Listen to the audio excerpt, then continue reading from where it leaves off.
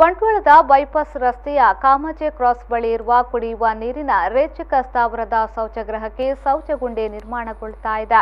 ಶೌಚಗುಂಡಿ ಇಲ್ಲದೆ ನಿಷ್ಪ್ರಯೋಜಕ ಶೌಚಾಲಯ ನಿರ್ಮಿಸಿದ ಬಗ್ಗೆ ವಿ4 ನ್ಯೂಸ್ ಶೌಚಗುಂಡಿ ಇಲ್ಲದ ಶೌಚಾಲಯ ಎನ್ನುವ ಶೀರ್ಷಿಕೆಯಡಿಯಲ್ಲಿ ವಿಶೇಷ ವರದಿಯನ್ನು ಪ್ರಕಟಿಸಿ ಅಧಿಕಾರಿಗಳ ಗಮನ ಸೆಳೆದಿತ್ತು. ಎಚ್ಚೆತ್ತುಕೊಂಡಿರುವ ಇಲಾಖೆ ಇದೀಗ ಶೌಚಗೃಹದ ಗುಂಡಿ ಸಿದ್ಧಪಡಿಸುತ್ತಿದೆ. ಕರ್ನಾಟಕ ನೀರಾವರಿ ನಿಗಮ ಮತ್ತು ಒಳಚರಂಡಿ ಮಂಡಳಿ ವತಿಯಿಂದ ಸಮಗ್ರ ಕುಡಿಯುವ ನೀರಿನ ಯೋಜನೆಯಡಿ ಬಂಟ್ವಾಳ ಪುರಸಭೆ ವ್ಯಾಪ್ತಿಯ ಜನರಿಗೆ ಕುಡಿಯುವ ನೀರು ಪೂರೈಸುವ ನಿಟ್ಟಿನಲ್ಲಿ ಕಾಮಜೆ ಕ್ರಾಸ್ ಬಳಿ ರೇಚಕ ಸ್ಥಾವರವನ್ನು ನಿರ್ಮಿಸಿದೆ. ಇದರ ಹಿಂಭಾಗದಲ್ಲಿ ಶೌಚಗೃಹವನ್ನು ನಿರ್ಮಿಸಿದ್ರೂ ಅದಕ್ಕೆ ಶೌಚಗುಂಡಿ ಇಲ್ಲದೆ ನಿಷ್ಪ್ರಯೋಜಕವಾಗಿತ್ತು.